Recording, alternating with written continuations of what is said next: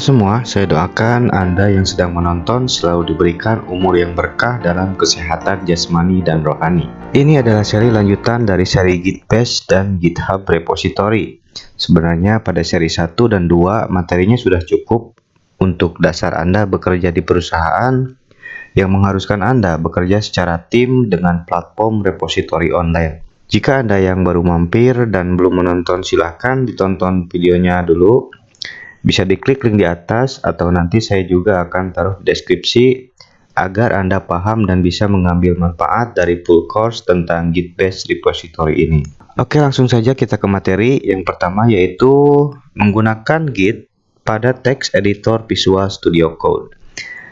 Jadi text editor VS Code ini sudah memiliki fitur menggunakan Git dengan cara yang lebih praktis.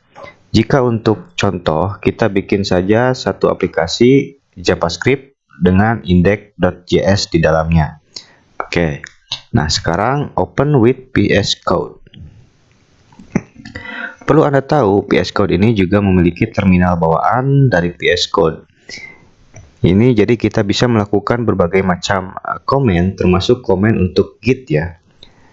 Cara mengaktifkannya itu dengan memilih menu terminal, New Terminal, atau menggunakan pintasan pada keyboard dengan menekan Ctrl+Shift+Backtick secara bersamaan. Yang pertama kita harus melakukan dulu konfigurasi username dan email dengan type command git config global user email.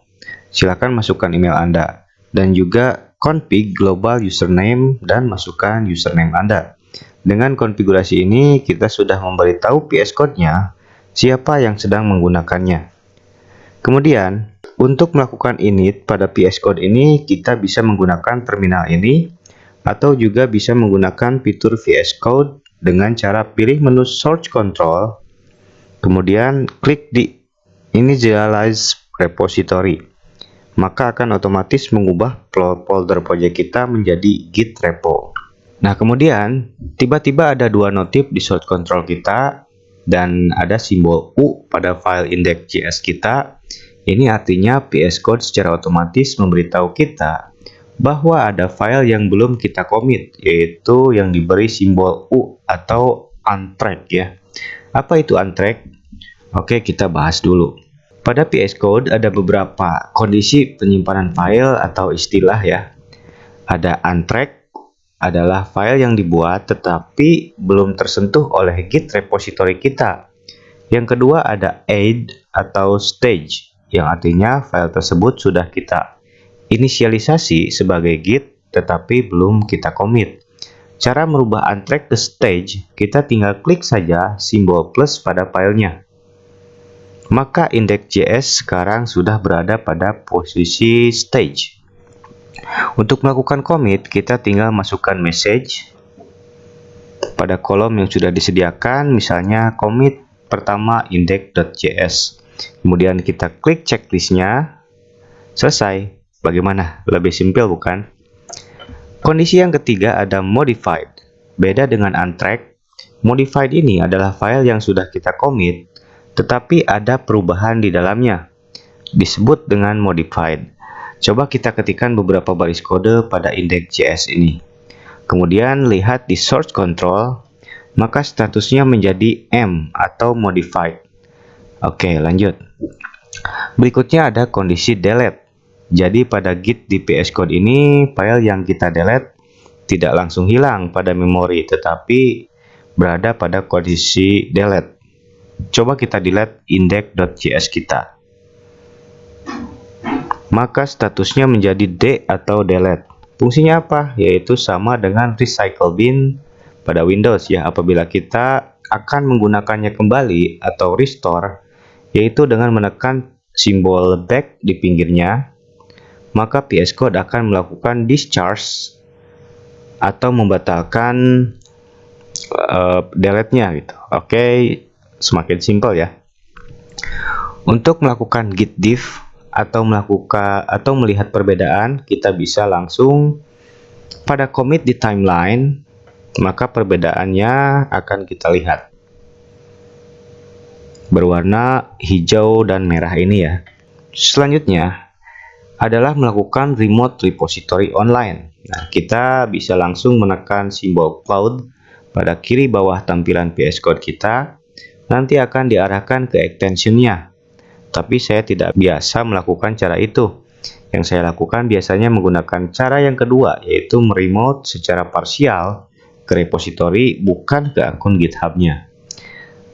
Baik, kita buat dulu sebuah repo pada GitHub kita. Kemudian copy link SSH-nya. Oh iya, saya ingatkan bahwa SSH ini perlu disetting terlebih dahulu. Caranya ada di video sebelumnya ya. Kemudian kita lakukan git remote di terminal seperti biasanya. Sekarang kita sudah bisa melakukan push ke GitHub dari simbol cloud yang tadi.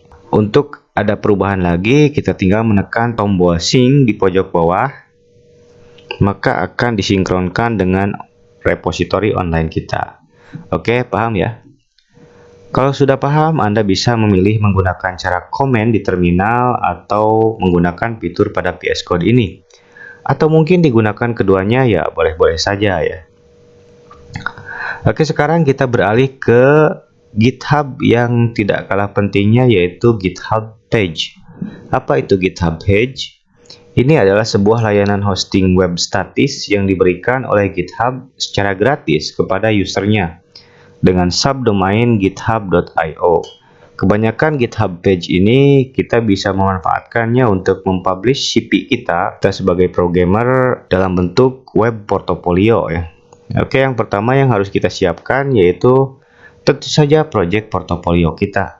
Di sini saya sudah menyimpan sebuah portofolio dengan bahasa HTML dan JavaScript. Untuk cara membuatnya, jika Anda tertarik, bisa ikutin video tutorialnya yang ada pada channel kami juga.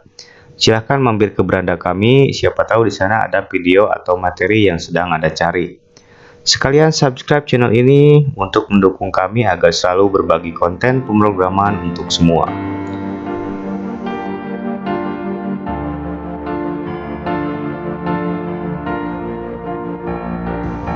Jadi membuat web portfolio ini gampang kok ya, karena kita menggunakan template Bootstrap, jadi tinggal kita improve sesuaikan dengan kemauan kita, dan juga gratis untuk pemakaian pribadi dan komersial. Kemudian selanjutnya kita buat sebuah repository pada GitHub kita dengan format username.github.io. Ingat, harus username GitHub kita ya, nggak boleh yang lain. Kemudian diikuti subdomain github.io. Kemudian kita create. Setelah itu tinggal kita push project kita tadi ke repository GitHub page kita dengan menggunakan fungsi remote. Oke, jika sudah selesai, tinggal kita cek saja, buka link URL-nya.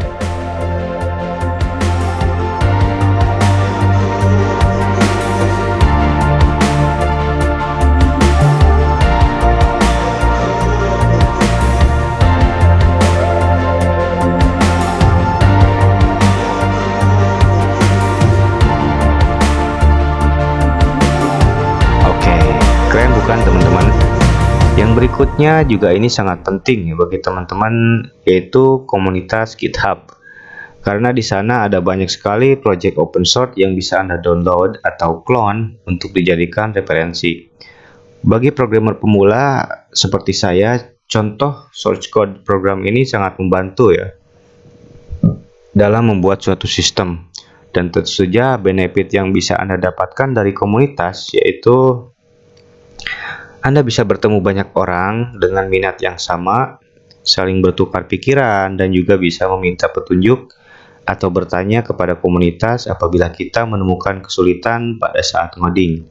Sebenarnya ada banyak sekali komunitas dan proyek open source yang bisa teman-teman kunjungi, tapi saya akan menginfokan beberapa saja ya.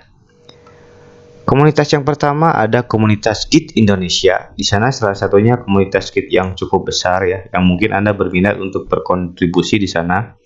Ada juga komunitas Git bahasa pemrograman PHP, yaitu PHP Indonesia.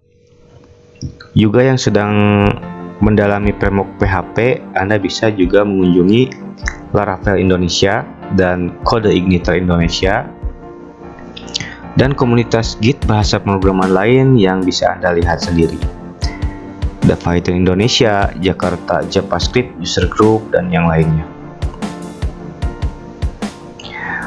Untuk project open source atau source code yang bisa Anda download, Anda juga bisa mengunjungi link berikut sesuai niche yang Anda minati. Di sana ada beberapa project open source yang bisa Anda download atau clone projectnya untuk referensi Anda. Itulah tadi beberapa materi tambahan untuk melengkapi seri Git Bash atau GitHub repository Anda. Semoga bisa bermanfaat. Jangan lupa like jika kalian suka video ini. Silahkan komen jika ada yang ingin Anda sampaikan terkait konten ini, dan jangan lupa share video ini pada teman kalian yang sama membutuhkan pengetahuan yang sama. Akhir kata, terima kasih sudah menonton. Sukses buat Anda semua dan keep coding.